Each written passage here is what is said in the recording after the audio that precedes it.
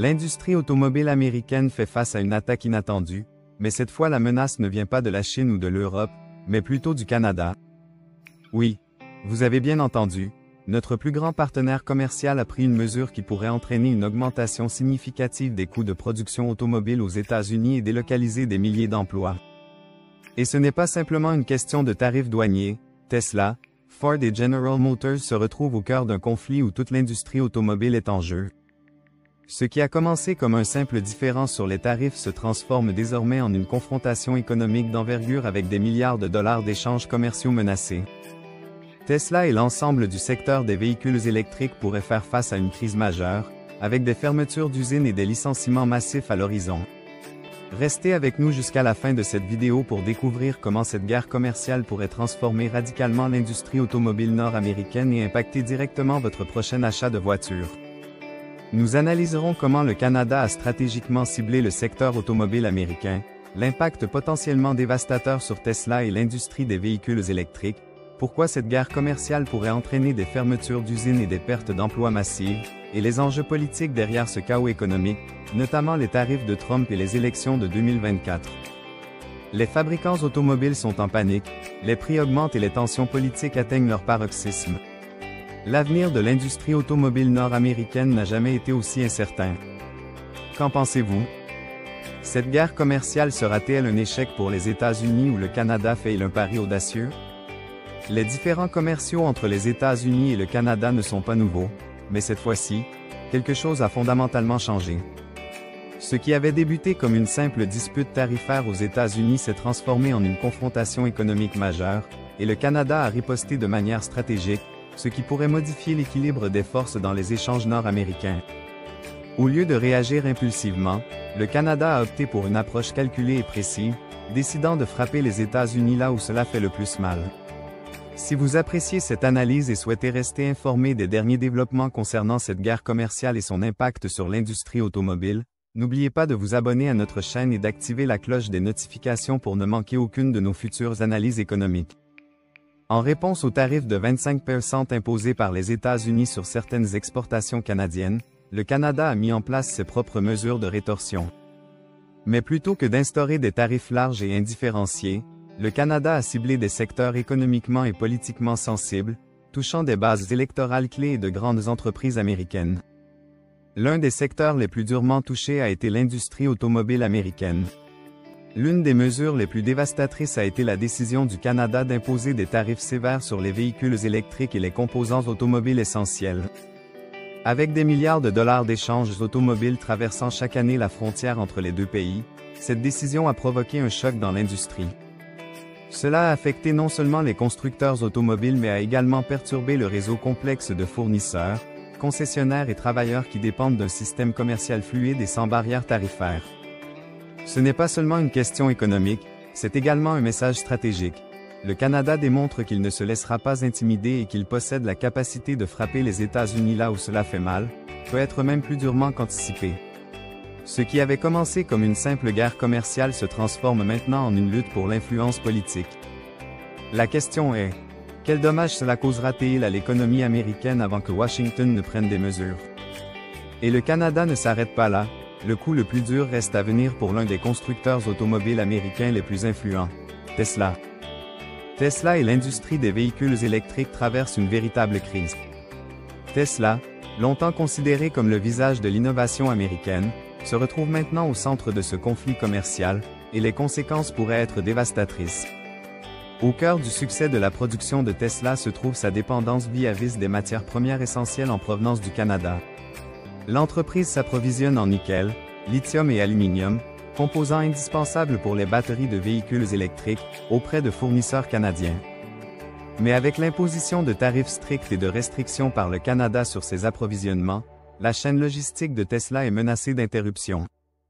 Les conséquences immédiates sont graves.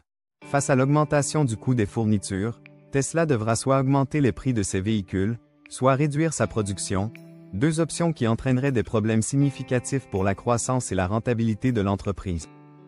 Les investisseurs ont déjà remarqué ce phénomène. Les actions de Tesla ont connu d'importantes fluctuations, les inquiétudes concernant la crise d'approvisionnement ne cessant de s'intensifier. Mais il ne s'agit pas uniquement de Tesla, c'est toute l'industrie des véhicules électriques aux États-Unis qui ressent désormais cet impact. D'autres fabricants comme Ford, General Motors et Rivian dépendent également des ressources canadiennes pour produire leurs modèles de véhicules électriques. L'inflation des coûts des matières premières signifie que le coût de production d'un véhicule électrique va inévitablement augmenter, le rendant moins abordable pour les consommateurs. L'ironie de la situation est que l'administration Biden promeut activement la transition vers les véhicules électriques dans le cadre de sa politique climatique, mais cette guerre commerciale pourrait perturber tout ce processus avant qu'il n'atteigne une adoption massive. Plus les véhicules électriques deviennent coûteux, moins il est probable que le consommateur moyen décide d'en acheter un, retardant ainsi l'évolution de l'industrie de plusieurs années. Et si la crise des véhicules électriques n'était pas suffisante, la situation pourrait encore s'aggraver pour les constructeurs automobiles du monde entier. Toute la chaîne d'approvisionnement automobile nord-américaine est en train de se désintégrer. L'industrie automobile atteint son point de rupture. L'industrie automobile nord-américaine constitue l'une des chaînes d'approvisionnement les plus interconnectées au monde. Une seule voiture peut contenir des pièces qui traversent la frontière canado-américaine plusieurs fois avant d'être complètement assemblées.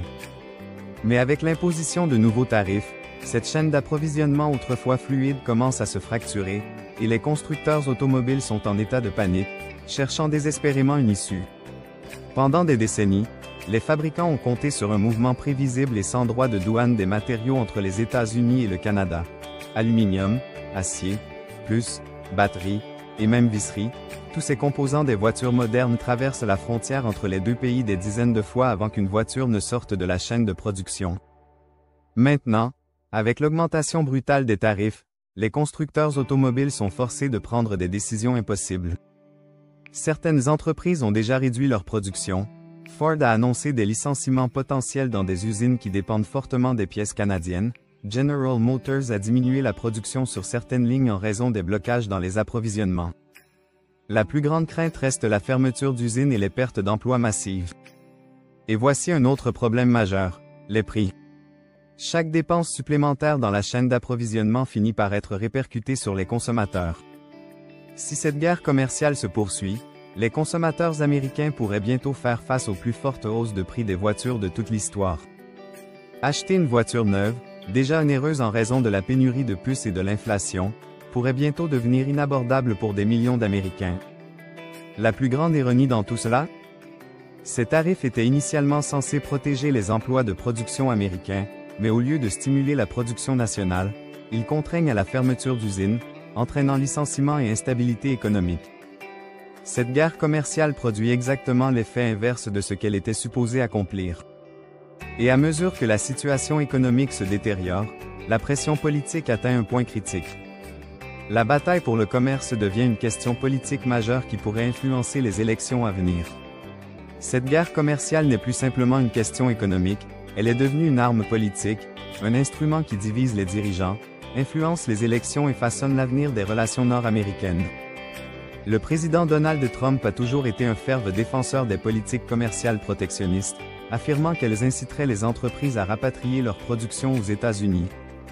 Mais sa stratégie a eu des conséquences imprévues, particulièrement dans les États clés où les usines ferment au lieu de se multiplier. À l'approche des élections de 2024, la politique commerciale de Trump fait l'objet de critiques croissantes, et ses partisans dans les États industriels commencent à douter de l'efficacité de ces tarifs pour aider véritablement les travailleurs américains. Pendant ce temps, le premier ministre canadien Justin Trudeau présente cette guerre commerciale comme une lutte pour la souveraineté du Canada. Il a positionné les mesures de rétorsion canadiennes comme une défense nécessaire contre l'intimidation économique, mobilisant un soutien national pour ces tarifs. De nombreux Canadiens considèrent maintenant cette situation comme un moment de fierté nationale, une opportunité de défendre leur pays et de prouver qu'on ne peut pas l'humilier impunément. La question cruciale est: combien de temps ce conflit politique va-t-il perdurer avant de se transformer en une crise économique généralisée? Avec les licenciements dans les usines, l'augmentation des prix et les marchés mondiaux réagissant au choc, les deux dirigeants subissent une pression croissante pour trouver une issue à cette guerre commerciale qui s'intensifie. Mais avec les élections qui se rapprochent, aucun des deux ne souhaite apparaître comme étant faible ou cédant du terrain. Et si cette guerre commerciale se prolonge, les conséquences économiques pourraient toucher non seulement l'industrie automobile, mais également d'autres secteurs qui n'avaient pas été envisagés initialement.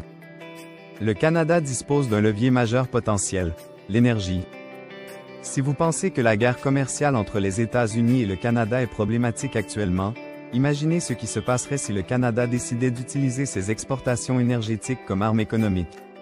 Les États-Unis dépendent fortement du pétrole, du gaz naturel et de l'électricité canadien pour alimenter leur économie. Bien que le Canada n'ait pas encore franchi ce pas, la simple menace suffit à inquiéter Washington. À ce jour, le Canada demeure le plus grand fournisseur étranger de pétrole aux États-Unis, représentant près de 50% de tout le pétrole importé par les États-Unis. Cela signifie que si le Canada décidait d'utiliser cette ressource comme levier de négociation, les conséquences pour l'économie américaine pourraient être catastrophiques, allant bien au-delà de la simple industrie automobile pour affecter pratiquement tous les secteurs dépendants de l'énergie.